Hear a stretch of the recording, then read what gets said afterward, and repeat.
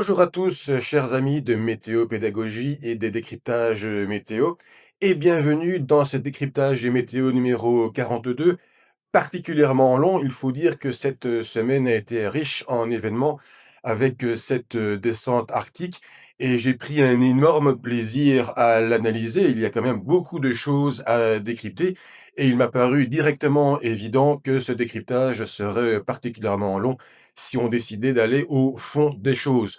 En tout cas, le hasard fait bien les choses parce que ce 23 novembre, hier donc, eh bien, Météo Pédagogie a fêté c'est 1 an de décryptage, donc il y avait le décryptage météo numéro 0, j'ai envie de dire, avec la tempête Berthe. Donc voilà, bon anniversaire météo pédagogie, je me souhaite à moi-même. Et puis là aussi, il y a 2e élément que je voulais souligner avec vous, et je remercie beaucoup les 2 commentaires donc qui ont été faits sur le décryptage 41, avec d'abord Mouska, qui me signale que son algorithme m'a proposé donc le décryptage numéro 41 et qu'il est étudiant à l'Antwerp Maritime Academy et donc que ce décryptage rencontre pleinement ses cours et que donc il sera particulièrement attentif donc au décryptage suivant. J'espère que ce décryptage 42 particulièrement long et riche, eh bien, va vraiment l'enchanter. Et puis alors, un fidèle parmi les fidèles, je l'ai déjà cité plus tôt donc durant l'année, Corentin Beugin, donc qui me signale qu'effectivement, il se rend compte que les décryptages sont de plus en plus pédagogiques, bien fouillés, etc. Et qu'on va vraiment dans le temps, dans l'espace, on remonte beaucoup. Il faudrait aller dans la mécanique des fluides. Ce serait intéressant d'y aller, et j'y pense depuis déjà plusieurs mois, mais c'est effectivement compliqué à aborder et que donc je vais de plus en plus dans la vulgarisation. Eh bien, Corentin, sachez que ce décryptage météo numéro 42 devrait vous enchanter, puisqu'on va très profondément dans la vulgarisation avec cette semaine, encore une fois, très riche en événements donc hivernaux. Et donc, sans plus attendre, eh bien, plongeons-nous dans cette semaine qui était particulièrement intéressante et il y a plus d'un titre. Ce décryptage météo numéro 42 s'inscrit dans la continuité des 41 et des 40, donc je vous conseille de les revisionner. Les fiches s'affichent maintenant donc dans la partie supérieure de la vidéo. Et donc, ce qu'on peut ici analyser en première image, eh bien, c'est ce qu'on appelle les rétrotrajectoires. Dans ce genre de situation, c'est vraiment très intéressant. C'est modélisé par le modèle High Speed de la NOAA le 20 novembre. L'image a été générée généreusement sur Blue Sky par François Jobard de Météo France et on peut voir la rétrotrajectoire partant de Paris et qui va jusque vraiment dans le confin de l'Arctique autour du pôle Nord. On va jusqu'en mer de Sibérie orientale. Elle fait même tout le tour de l'océan glacial arctique. C'est donc clairement de l'air arctique et non polaire qui s'est engagé sur l'Europe occidentale ces derniers jours. Et donc, j'avais expliqué dans ces décryptages 41 et 40 que le courant jet était en phase de forte amplification depuis le Pacifique. Et on a toute une multitude de crêtes et de creux qui défilent depuis ce Pacifique. Et on a la plus importante crête, clairement, le mercredi 19 novembre du côté du Groenland. Et on peut comprendre avec cette image, centrée là aussi sur le pôle Nord, qu'effectivement, l'air vient de la mer de Sibérie orientale et dégouline sur l'Europe occidentale, en ayant fait aussi préalablement le tour de l'océan glacial, mais cela n'a pas beaucoup d'importance. Cette carte des masses d'air extraite du site de l'Institut Royal Météorologique de Belgique, vous avez encore tout ce qu'il faut en description, resitue les différentes masses d'air qui peuvent influencer l'Europe occidentale. Nous connaissons bien entendu les masses d'air polaires maritimes et tropicales maritimes. La masse d'air maritime arctique est moins fréquente, surtout à cette période de l'année. Alors, quand l'air polaire maritime d'influence, il vient plutôt du 60, 70 degrés de latitude nord, donc plutôt l'Islande, le sud, le Groenland, alors que la masse d'air arctique vient vraiment des régions autour du pôle nord, donc 70, 80, 85 de latitude nord. et donc c'est une masse d'air qui est, beaucoup plus froide, mais ce qui subit, quelques évolutions très importantes. Les 2 cartes suivantes vont vous permettre de comprendre ce qu'est l'ère arctique.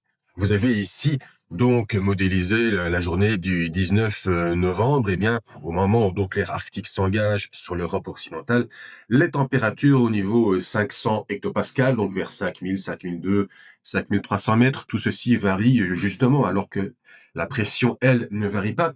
Ce qui est très intéressant, c'est de constater que finalement, sur l'Europe occidentale que vous avez dans cette zone-ci, eh bien, les températures vont au final être équivalentes à celles qu'on observe dans la zone autour du pôle Nord. Il faut dire qu'à cette altitude-là, eh bien, évidemment, l'eau chaude de la mer, l'eau relativement chaude, douce de la mer du Nord, de la mer de Norvège, par rapport évidemment à d'autres mers, eh bien, n'est pas en contact avec cette altitude à 5000 mètres.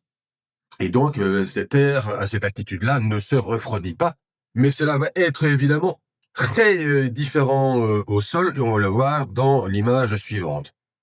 Dans cette image, eh bien, tout simplement, effectivement, autour du pôle Nord, il fait -20, -25 degrés. On est donc le 19 novembre, ça peut encore se refroidir plus dans le courant de l'hiver, mais évidemment, en passant au-dessus, de la mer de Norvège et de la mer du Nord, eh bien, donc, cet air très froid a tendance à se réchauffer et donc évidemment, si vous avez -40 degrés, donc en altitude, dans la zone arctique et qui fait -20, -25 degrés, c'est un air très stable parce qu'il y a vraiment peu de différence. Mais si vous avez un gain de 25 degrés en se déplaçant vers le sud au niveau du sol, au niveau de la mer, eh bien évidemment, cette amplitude sur 5000 mètres va fortement augmenter et c'est ce qui va générer la très grande instabilité de cette masse d'air arctique maritime, et j'insiste sur maritime, alors que l'air continental arctique est évidemment beaucoup plus stable puisqu'il passe sur toutes les masses d'air russes et est donc européennes. Ici, elle passe au-dessus des mers et donc vous avez ce grand contraste qui se forme avec évidemment aussi toute l'humidité de ces mers qui est pompée par cette masse d'air et c'est ce qui a généré évidemment toutes ces averses de neige qui sont tombées mercredi et jeudi et que nous allons un petit peu détailler, décrypter maintenant.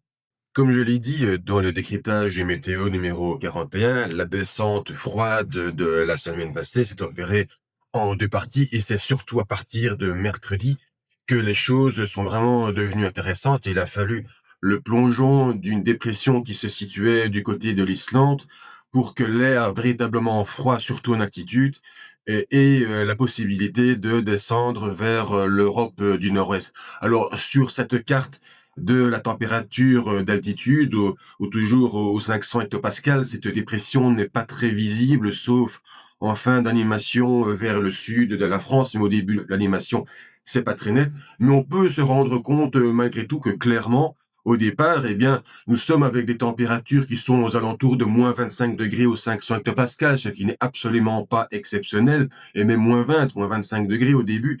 Et c'est vraiment donc vers mercredi et jeudi qu'on atteint des valeurs autour de -36 à -38 degrés. Et vous constaterez avec moi qu'au final, les températures vraiment dans la zone arctique sont autour de -40, -42 degrés. Certes, c'est plus froid, mais ce n'est pas tellement plus froid. C'est 2 à 4 degrés. Et ceci montre bien que donc, il n'y a pas de grande différence à cette altitude-là entre la zone arctique et la zone de l'Europe du Nord-Ouest. C'est seulement dans les basses couches que l'air est nettement moins froid, mais ceci donc provoque cette instabilité qui était vraiment très importante dans tout ce défilé d'averses qui ont été quand même bien régulièrement de neige jusqu'en plaine durant ces jours assez particuliers. Observez bien tout ce qu'il se passe au passage de cette dépression, donc le mercredi. Vous avez bien un front froid qui s'étire au travers de la France et vous avez un front chaud du côté de l'Allemagne et du Benelux avec le retour d'occlusion qui s'organise sur la Manche. Et observez bien ce qui se passe du côté de l'Irlande. Sur les côtes sud, eh bien, vous avez des taches noires, ce qui signifie qu'il n'y a pas beaucoup de nuages. Mais en progressant vers le sud, eh bien, l'air froid, l'air très froid qui s'engage à l'arrière du front froid qui s'étire sur le golfe du Gascogne, eh bien, rencontre donc ces eaux plus chaudes justement du golfe du Gascogne, alors que du côté de l'Irlande, l'eau est plus froide. Et donc, il y a un contraste d'altitude qui s'organise donc au-dessus de ces mers plus chaudes, et c'est évidemment la même dynamique du côté de la mer du Nord et de la Norvège. Alors c'est vrai que les eaux sont plus froides dans cette zone-là, mais du côté du golfe du Gascogne, eh bien, l'air d'altitude est à moins 25, moins 30, tout au plus, alors que dans ces zones-ci, donc l'air est quasiment à moins 40 degrés, et ceci évidemment permet d'expliquer toute cette cumulification qui s'organise de manière assez généralisée dans cette zone-là, et qui donc descend donc à l'arrière de cette dépression. Et donc, cette dépression a été prépondérante pour l'engagement de cette masse d'air arctique. Encore une fois, donc, dans les basses couches, eh bien, l'air s'est réchauffé, mais il est resté très froid dans les hautes couches. Et donc, tout ceci a permis de générer cette cumulification qui a ensuite déferlé dans la nuit de mercredi à jeudi et jeudi sur l'Europe du Nord-Ouest. Allons plus en détail avec l'animation radar de ce mercredi 19 novembre, au passage de cette dépression.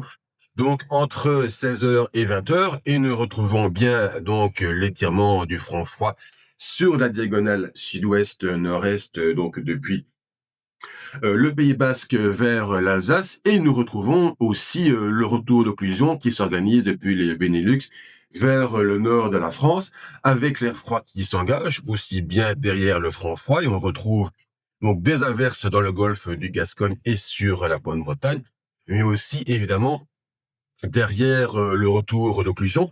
Observer plusieurs choses, eh bien, à l'avant donc de tout ce système, dans le front froid par exemple, eh bien, tout se déplace sud-ouest-nord-est, alors que à l'arrière de cette dépression, eh bien, le vent s'organise clairement au nord, donc il y a vraiment une pivotation assez nette du vent à pratiquement 150 degrés, on va le voir dans quelques instants, avec quelques observations, et un centre dépressionnaire, plus ou moins à cette heure-là, situé du côté du Luxembourg. On observera aussi que c'est bien dans le retour d'occlusion que les intensités sont les plus importantes, ce qui démontre bien que c'est à l'arrière de cette partie-là du système frontal que c'est l'air le plus froid qui s'engage.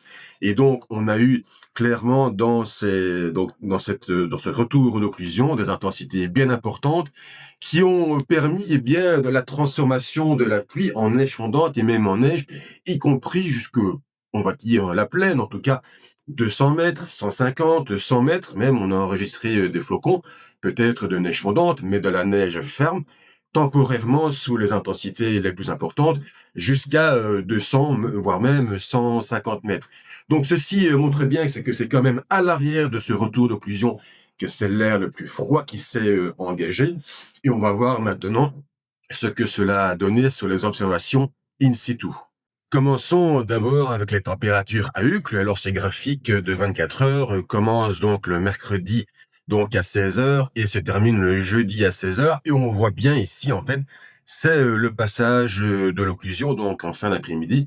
Et nous perdons effectivement à Uccle-Bruxelles, donc 2 degrés au passage de cette occlusion. Alors on peut voir vraiment que il y a aussi donc cette perte de température à cause du passage des plus intenses précipitations, parce que malgré l'engagement d'air plus froid à l'arrière, eh bien une fois que les précipitations sont passées, on va le voir dans quelques instants, eh bien les températures sont remontées, et oui, jusqu'à 22 heures quand même.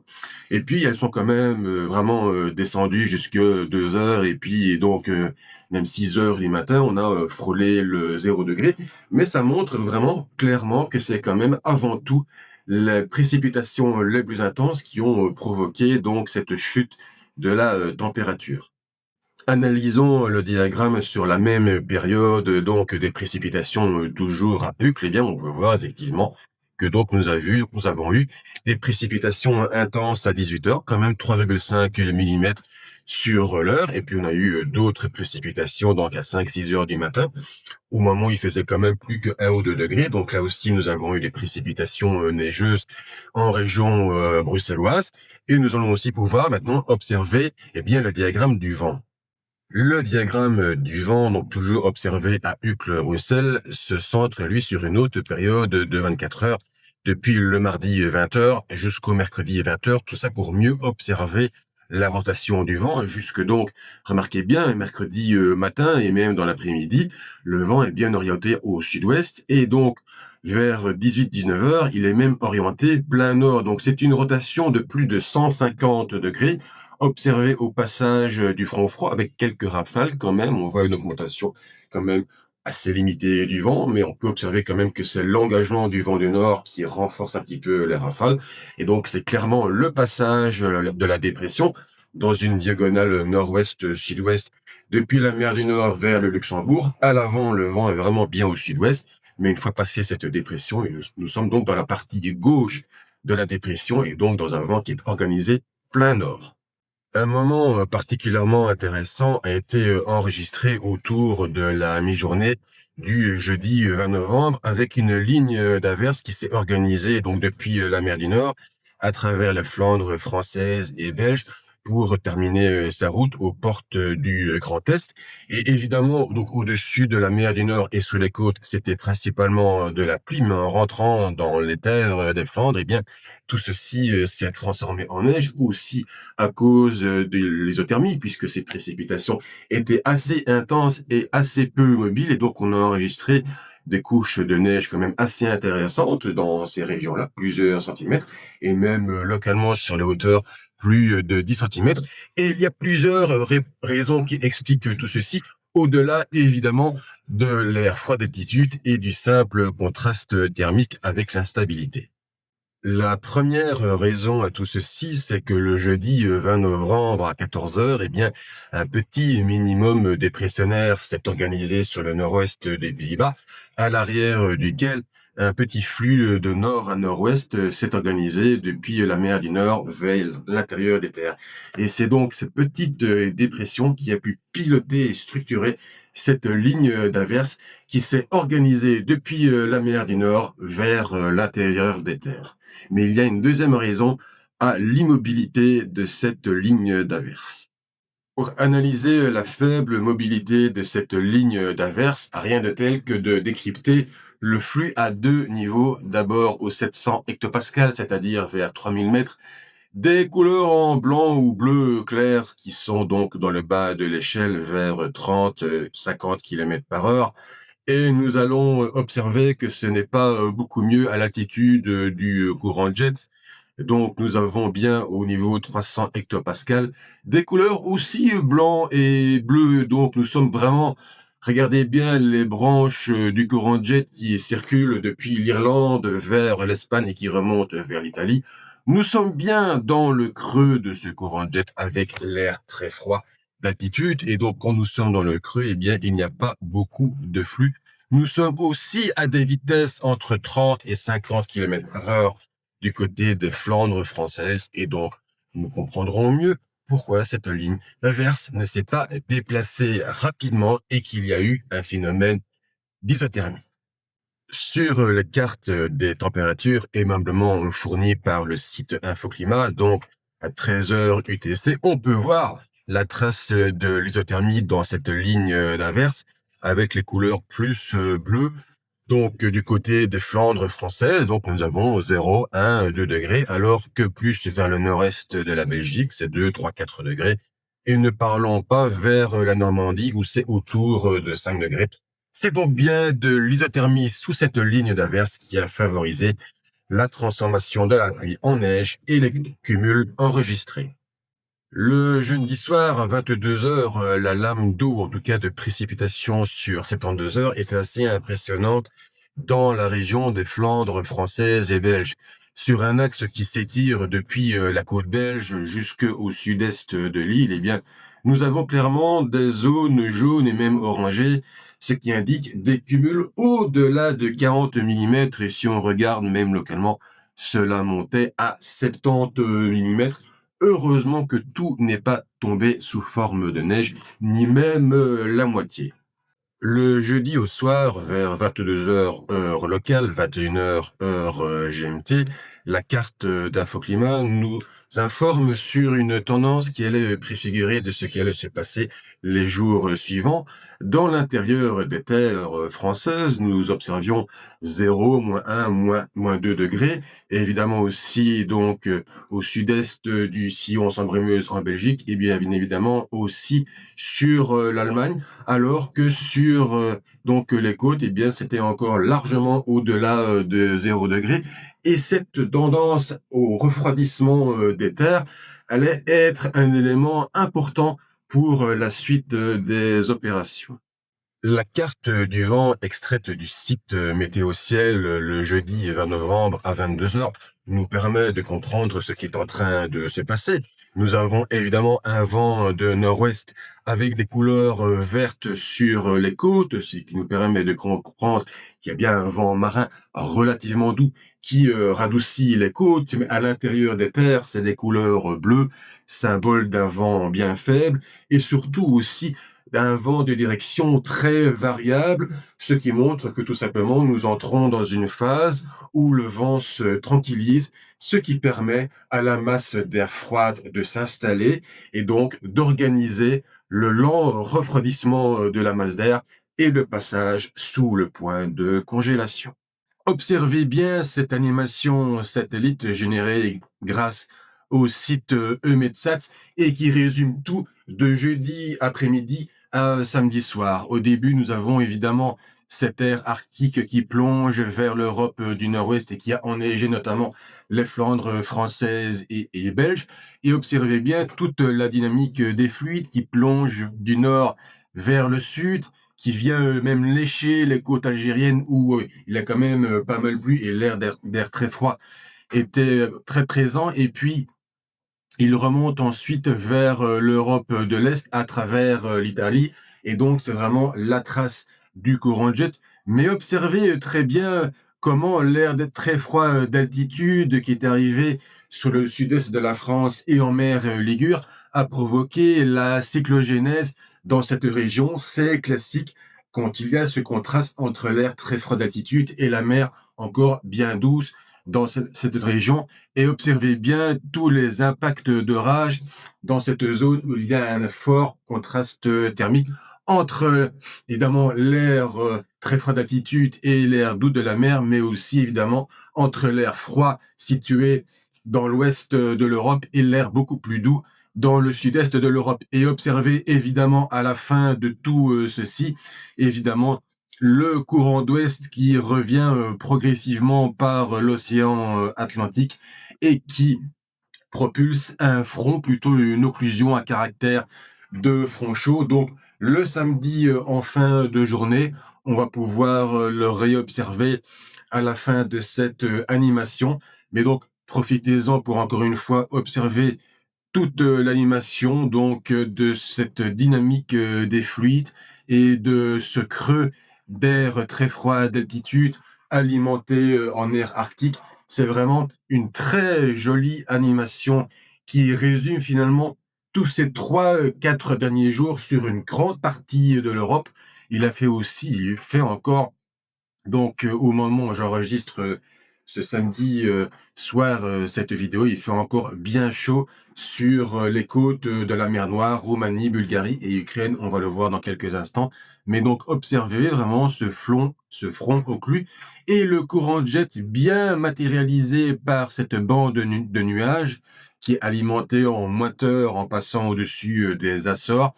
Et donc, nous avons à la fin ce front occlu qui pénètre la Grande-Bretagne et la France et qui a provoqué ces intempéries neigeuses et verglaçantes. Allons un peu dans les détails avec cette animation du point de rosée qui court du vendredi après-midi à la nuit de samedi à dimanche. Et on peut voir clairement les zones en bleu donc qui marquent de l'air plus froid et de l'air plus sec puisque c'est le point de rosée.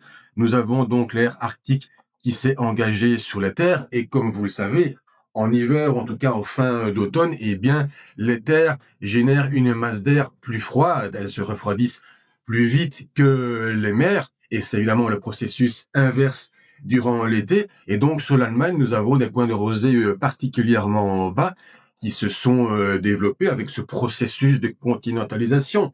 L'air continental est plus froid et plus sec que l'air polaire. Et pendant ce temps, eh bien, nous avons effectivement le courant de jet qui essaye de revenir ici par l'océan Atlantique et les côtes ouest de la France avec des points de rosée nettement plus élevés. C'est un différentiel de plus de 20 degrés avec des points de rosée à 2 chiffres qui entrent dans le golfe de Gascogne. Et donc, évidemment, c'est la confrontation entre cette masse d'air froide et sèche sur le continent et cet air doux qui essaye de revenir par l'ouest qui a généré ces intempéries hivernales. Et on peut comprendre évidemment que l'air froid est aussi plus dense et plus lourd que l'air doux. Et c'est ce qui fait que l'air froid est resté évidemment au niveau du sol alors que l'air doux est d'abord passé par-dessus cet air froid, ce qui provoque évidemment des intempéries verglaçantes. Observez bien ici cette animation de la pression de sol et du géopotentiel du jeudi matin au samedi après-midi. Nous avons donc bien le creux d'altitude, mais qui descend vers la mer Ligure et qui génère là donc une goutte froide. Mais par-dessus tout ceci, vous avez l'anticyclone atlantique qui génère une crête vers donc l'Europe centrale. C'est un processus mi-dynamique, c'est-à-dire que nous avons bien des géopotentiels verts qui remplacent des géopotentiels bleu clair, donc c'est effectivement des géopotentiels un peu plus élevés, donc c'est un peu dynamique au sud du courant de jet qui circule sur l'Atlantique, mais c'est aussi mi-thermique, puisque donc, comme je l'ai signalé, sur l'Europe centrale, notamment sur l'Allemagne, eh bien, vous avez de l'air froid.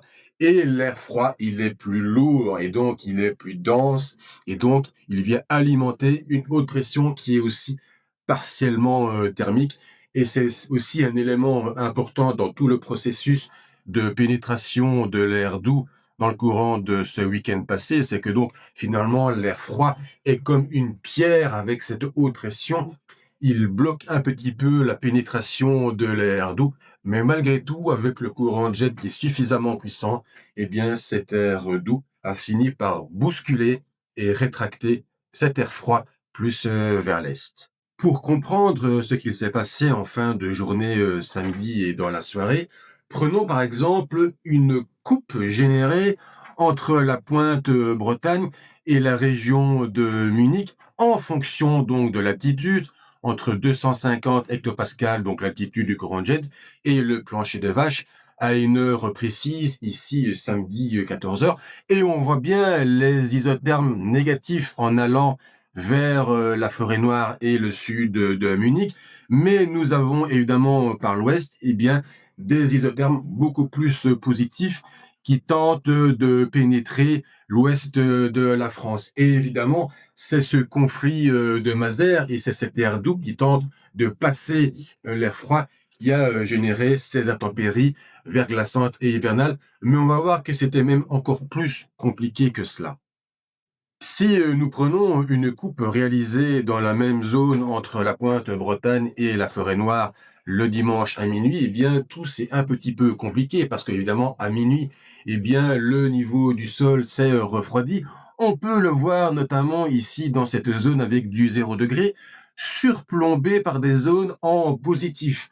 Donc évidemment sur la pointe Bretagne, sur toute la zone ouest, la situation est très simple. Mais du côté de l'entrée de la région Bourgogne-Franche-Comté, eh bien, nous avons donc cette couche bien froide où vous avez de la neige, mais vous avez cette couche de dégel où la neige fond et puis qui atterrit sur cette zone où nous avons de nouveau du regel au niveau du sol. Et c'est ce qui est évidemment important à analyser. Est-ce que la couche est suffisamment épaisse pour que la neige fonde ou bien est-ce que la neige eh bien, reste donc à l'état solide. C'est tout un problème dans la prévision du type de précipitation. Prenons un sondage prévisionnel réalisé dans la région du Mans, toujours le dimanche à minuit. Et qu'est-ce que nous observons avec la ligne en brun bien gras ici qui symbolise le 0 degré? C'est qu'au Mans, nous avons effectivement au plancher des vaches le 0 degré et puis tout simplement la température augmente. Elle se déplace vers la droite, donc elle augmente et puis elle diminue, mais avec une isothermie du côté de 0 degré sur toute une couche relativement mince de l'atmosphère, mais quand même une couche qui peut être suffisamment importante. Tout ceci signifie que sur cette couche-ci qui mesure environ 1500 mètres d'épaisseur, eh bien, nous sommes autour de 0 degré ou légèrement au-dessus, et donc les précipitations, qui sont d'abord sous forme de neige, peuvent fondre, et puis arriver au niveau du sol, elles peuvent évidemment devenir verglaçantes.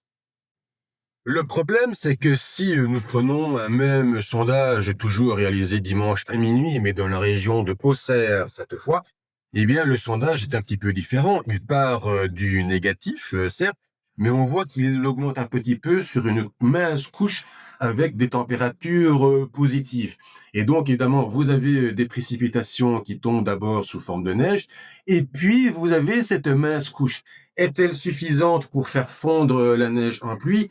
Rien n'est moins sûr, mais en tout cas, vous avez de nouveau le plancher des vaches qui est de nouveau sous le point de congélation. Et donc, s'il n'y a jamais pluie verglaçante, mais ce qui n'est absolument pas certain, c'est que cette pluie pourrait regeler. Mais ce qui est important de comprendre, c'est qu'entre Le Mans et Auxerre, il y a donc une évolution, c'est-à-dire que vers l'ouest, vous avez plus d'air doux en altitude que dans l'est, vous avez une couche plus épaisse. Et donc, ce qui est important de comprendre, c'est que le secteur chaud associé à l'occlusion à caractère de front chaud a tendance à se refermer évidemment en longitude. Elle devient moins importante. Donc, plutôt dans l'ouest, cet air doux fait peut-être 200, 300 kilomètres d'épaisseur en longitude, mais en altitude aussi, ce secteur chaud a tendance à se refermer puisque donc du côté du Mans, eh bien, il fait 1000 à 1500 mètres d'épaisseur, mais du côté de Auxerre, il fait peut-être 500 mètres.